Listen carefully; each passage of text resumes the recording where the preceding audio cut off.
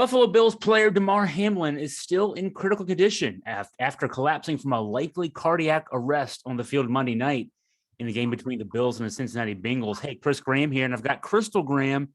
And Crystal worked hard today to put together a story where we at Augusta Free Press wanted to look at what is done at the local level for our readers in Waynesboro, Stanton, Augusta County, more at the youth sports level in terms of being prepared to deal with the kind of things that happened last night that, I'm sure a lot of us saw on Monday Night Football. Crystal, what did you find out? Well, first, Chris, just as someone in the community, when we were watching this last night, one of the things I thought about was, how parents would be affected by this. And so my biggest question was, if I'm a parent and I'm signing my kid up for any youth sport, whether it's football at a high school level or at a local YMCA, I'm going to want to ask some questions. Do they have an emergency plan? Do they have, athletic trainers on staff, or do they have someone at least trained in CPR? So that's kind of where I started this conversation today. And I started the conversation with my sister, who happens to be an athletic trainer at Turner Ashby High School. And so my first question to her was just, did she see this? And of course she did. And she said the first thing she saw, when she saw it, she immediately thought of that. And I don't know if I'm pronouncing this right, Chris, you took Latin. Is it Commotio cordis? That's correct. Okay. So when she saw it, she thought that could be what happened. She said, of course, it could have been really anything cardiac. And let me interrupt. Commotio cordis is defined as a disruption of the heart rhythm that occurs as a result of a blow to the area directly over the heart. So it's very rare. We talked about this last night. It's only 30 cases per year, but it's primarily a sports injury. It is primarily a sports injury, and usually among youth, usually males ages 8 to 18. And the reason because of that is because apparently their chest wall isn't as developed. So when there's impact, whether it's a ball hitting your chest or in this case, a tackle, a lot of things have to happen for this thing to occur. And again, they haven't come out and said this is absolutely what happened on the field Monday night, but this is what most of the experts think happened, right? So that's kind of what we went into this story with that premise. But there's a lot of little technical things that have to happen. Like you have to be hit in an exact spot above the heart. Your heart has to be in a certain rhythm for this condition to occur, basically. And what my sister said as an athletic trainer is that while they don't see a lot of cases of it, it's kind of their worst nightmare, but they're prepared for it. They have an emergency plan. Again, Turner Ashby High School is located in Rockingham County. And what Heather said when I first talked to her is, we have an emergency action plan. They work with their coaches to make sure they know how to use, I'm going to call it an AED, but it's basically there's an official word for it, an automated external defibrillator. Yeah. But basically, they go through it with their coaches every season. At Turner Ashby, she said that they have 3, that are actually available there at the school and that they know how to use it. She says, as an athletic trainer, we prepare for it every day. And the reason that I reached out to her first, Chris, is, we follow Twitter and Facebook and all the social media accounts. And one of the things that you saw, in addition to, of course, everyone just in shock over this, was the fact that a lot of athletic trainers said, yeah, we don't just tape ankles, we don't just give out water, there's a reason that we're on the field, and it's for something like this that could happen. In a lot of cases, it's a good day. Nothing like this happens, but they are prepared. So that was the reason I first reached out to her with that. And so she said, even though they prepare for it every day, it's still their worst nightmare. And then beyond that, Chris, you and I were talking about this. Okay. So the high schools have I think all the high schools in Augusta County and Rockingham County, whether they employ a full-time athletic trainer or that some of them, I think, outsource with local hospitals, and the hospital provides, basically a trainer on the sidelines for their games. So I think that, at least in high school athletics, you see that all the time. But then you think all of a sudden, okay, well, what about the trickle down, right? So what about youth sports? What about, groups like the Waynesboro Quarterback Club, which is, a club that's basically set up to help youth football, youth cheerleading, that kind of thing. And then I was thinking well, we're friends with, the YMCA, the Waynesboro YMCA, are they prepared if something like this happened? Again, it's a freak thing, like you said, there's 30 reported cases a year in this case.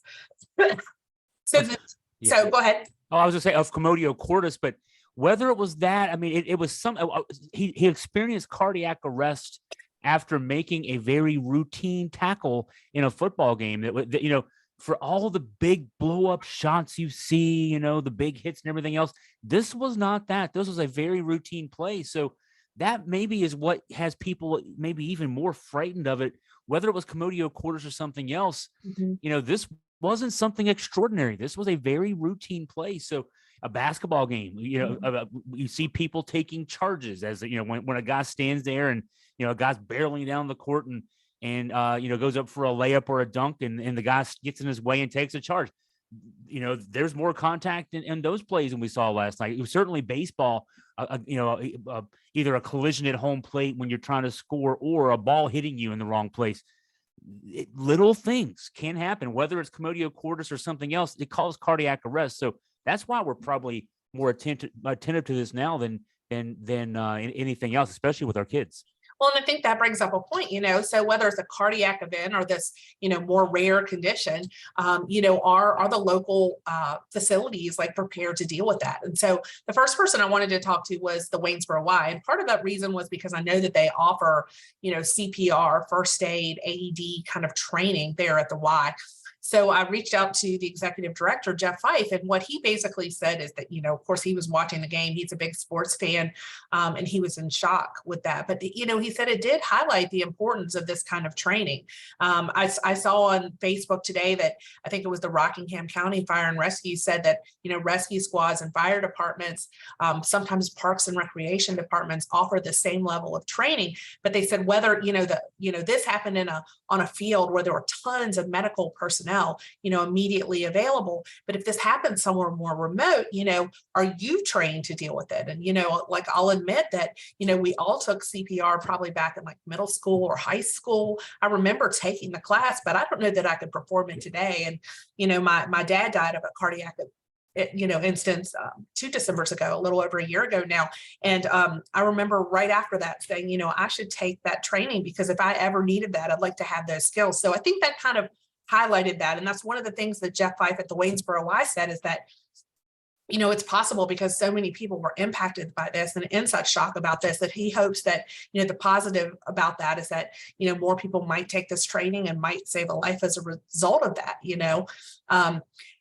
So that's basically the Waynesboro Y. He also said that at the Y, I asked specifically about, hey, do you have people, because they do a lot of youth sports there, soccer and basketball is probably their primary one, swimming, things like that take place at the Y. And what Jeff said was that all of their front desk staff, their department heads, and their childcare staff at the Waynesboro Y are trained in CPR and first aid. And he said, actually, they had a member who a few years ago collapsed in the weight room, and that person credits the Y staff for saving his life because they did have those CPR skills and were able to put them to use.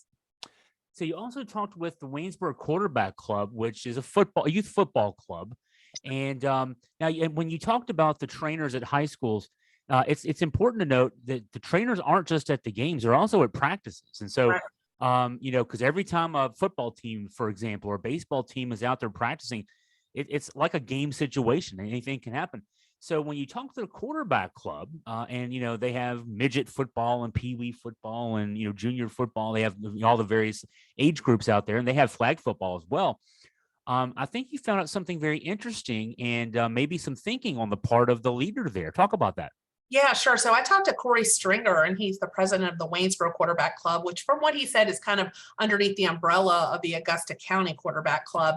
And he said, while they take these risks very seriously and they try to implement rules to limit serious injuries, they don't have an AED available during their games or the practices or anything else. And he said part of that has been, just the cost of the device. Now, I personally don't know anything about the cost of the device, but what he said is that in light of this, he thinks that there will be many conversations among their board about, whether or not this is needed. And he thinks the answer to that is yes. He also said that, it used to be that it was hard for them to fundraise to be able to do things like this, to have devices like this on hand, but that's changed over the recent years. And he thinks that it wouldn't be a problem now if they said this is something we need to get that on the field. He did say that while they don't have an AED, they do have people on the field who are trained in CPR and first aid. And that's everything from He said their coaches and their board of directors is trained as well. But he also said there's many parents who kind of volunteer there as medical professionals as well. So again, he said, they haven't seen anything like this before. They've seen scrapes, bruises, sometimes even broken bones, but not an injury as serious as this. But again, because millions of people, including people in Waynesboro, saw what happened Monday night, I think that he believes that there will be more conversations among their board, and that this will likely be kind of the impetus to get something done in that regard. Yeah, a quick search on Amazon, without knowing exactly what you would need, it's easily in the 1,000+ range for the cost. So yeah, for a youth organization, that could be a prohibitive cost, but certainly one that sounds like they'll be working to be able to come up with. You also talked with the president and co-owner of the Waynesboro Generals, Kathleen Kellett Ward, to find out, the college summer baseball team with young guys, just a little bit outside the age range. They're more like 19, 20, 21-year-olds. Sounds like they're prepared though. Yeah, and we were involved with the Waynesboro Generals for many, many years. And I remember being there, and that they always had an athletic trainer, in the dugout. So it seemed in that regard that they had someone on staff, but I didn't know for sure if that was the case, now, because it's been several years since then. So I did reach out to Kathleen. What she basically said is, hey, these players are like family when they're here in Waynesboro. And, just like you would treat your family, that's how we're going to treat them. And so she said they do have an AED on site for games and practices, and that basically they're prepared for any accidental scenario, that could potentially come up there. But she said they have not, to her knowledge, and at least in her involvement with the Waynesboro Generals, they haven't specifically come across this, this condition known as Commotio cordis. So, but, freak accidents do happen, she said. And so, they try to make sure that they've equipped themselves with professionals and with the professional equipment that they need in those cases. Well, I mean, I'll tip off something you'll be doing later this week.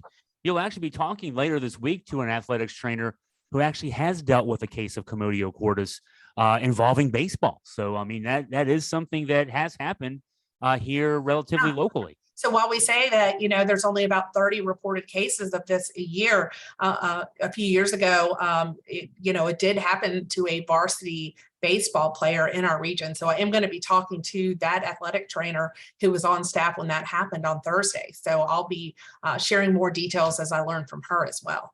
So one last group you talked to a swimming nonprofit over in Charlottesville. Now, the specific condition, Commotio cordis, is a contact sports kind of thing. But of course, cardiac conditions can happen to anyone, and especially swimming being a very vigorous sport. So the folks there have a lot of things in place to make sure that their athletes are safe. Yeah, absolutely. And like you said, it is traditionally a contact sport. It's usually when a ball hits or like a tackle or something like that. So it would be more common, in basketball and football and lacrosse, something of that nature. I did reach out to a lacrosse organization, but I haven't heard back from them yet. But in the case of this Ben Hare Just for Swim Life, they're a nonprofit and that primarily serves Charlottesville. And they work to teach swimming safety as well as, provide affordable swim lessons to children. And I think that the thing that he basically said is that while they haven't come across a specific condition, seeing something like what happened last night reinforces to them just the need for CPR in general. So again, he's kind of echoing what Jeff Fife at the Waynesboro Y said, but he said, this summer he was actually at a neighborhood pool, and there was a lifeless child in a pool where her mother apparently had lost sight of her, and this child ended up in a pool, and they were, the lifeguards and the people there were able to save the child through CPR. And again, it's one of those things where you just don't know where this might come up, but the executive director there, Eric Lamb, basically said, that, hey, we don't do a meet, we don't do anything without making sure that the facility has AED, and I say a meet, but any kind of training or any of that nature. They won't do it at a facility that doesn't have an AED. All their swim coaches are CPR certified, and they make sure there's a certified individual present at any event or training that they offer, and that they require them to be recertified every 2 years just to make sure they're up to date on the latest technology, or if anything has changed with some of the equipment that they might use. So he just said it's vitally important that, in his mind, that coaches and staff, anyone that works with youth, are trained in CPR and how to use an AED. Now, I'll go back to my sister, Heather Fincham at Turner Ashby. She said an AED is actually, in her words, kind of dummy proof. Like basically these devices, when you have them, will walk you through what you have to do. So even if you're someone who, may not have ever used one before, it's basically something that you're going to be able to use in an emergency situation if you had to. She said she has never actually used one in an emergency situation, but she does know how to use them. Damar Hamlin is the young man who was injured in the game last night. I did a search of our website today. He played at Pitt. He played college football at Pitt before being drafted into the NFL with the Buffalo Bills, and he's been there for a couple of years now. Pitt plays Virginia. Pitt plays Virginia Tech. His name appeared a few times on our site. That's where you kind of realize how small the world is. He was an All ACC football player a couple of times. He was mentioned in a couple of game stories, recaps that we wrote after games involving Virginia and Virginia Tech. So, a young man who's been on our pages before, and since we've learned about him, we've also learned that he has organized an annual toy drive with a very modest goal. I think his goal was $2,500 for this year. As of the last time we both looked, Crystal, the donations had poured in over $3 million. To support this toy drive, which he runs for people in his hometown. I believe it's McKean Township in Pennsylvania. I'm sure I have that wrong, but it's a small town just outside of Pittsburgh, where he runs this toy drive. Folks are outpouring of support for him. And I just looked as we're recording this. It's after 6:30 on Tuesday. Still no news. He's still, as far as we know, in critical condition, and certainly thoughts and prayers go to him and his family as he struggles to get through this situation. And of course, that's the number one most important thing, is that, he survives this. And I think that, but I think that beyond that, and of course, in addition to that, I think that some good could come out of this on a broader scale. And that could be that parents are asking more questions when it comes to their safety of their kids in youth sports. And again, programs like the Waynesboro Quarterback Club, more than likely they're going to get on board and get this AED. But, when across the board, if you're signing your kid up for a sport at any level, asking what their emergency plan is, if they have an AED, if they have an athletic trainer on staff, how many people do they have, there that are trained in CPR? I think kids' safety is very important, and especially because this is something that primarily targets youth. But, colleges and things like that, I'm sure, are looking at this too, just to see if there's any more that could be done. I think it's very impressive that a high school, now Turner Ashby is a large high school in Rockingham County, but the fact that they have 3 AEDs, available for their youth, even as expensive as they are and that kind of thing, that's very proactive, and so certainly if there was any kind of a cardiac event there, they're prepared, but again, because this happens primarily, in that starting at age 8, because that apparently that chest wall isn't fully developed. I think there's a lot to be said there for parents, that they need to step up and make sure that their kids are safe, or not sign them up until the proper safety precautions are in place. Good work, Crystal. Great story. Good digging there, and you found out a lot of good things. Yeah, and like I said, stay tuned later this week as I talk to an athletic trainer who's actually dealt with this Commotio cordis happening at her school, and the baseball player in this case did survive. So that's wonderful news, because apparently from everything that I've read today, it's one of those very rare but often fatal conditions, just because unless life-saving CPR and an AED is applied right away, the likelihood of survival is very low. And even when it's provided, the fatality rate is very high. So we're definitely praying for Hamlin. Well, thank you, Crystal, and thank you to our viewers and listeners out there. Go to AugustaFreePress.com for more on this story. And also, if you have any questions, comments, story topics that you want to share, email me at chris@augustafreepress.com.